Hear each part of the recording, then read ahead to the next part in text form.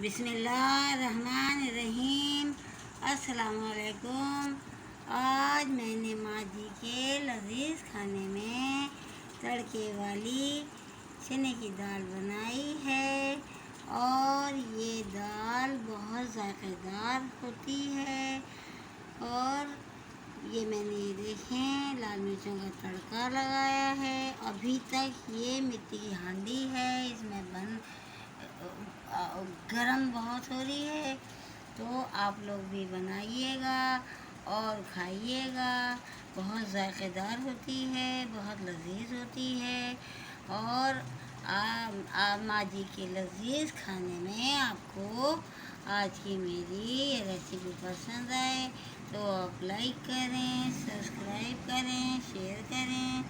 अगली वीडियो के साथ मैं दोबारा हाजिर होंगी। जब तक के लिए अल्लाह हाफिज़।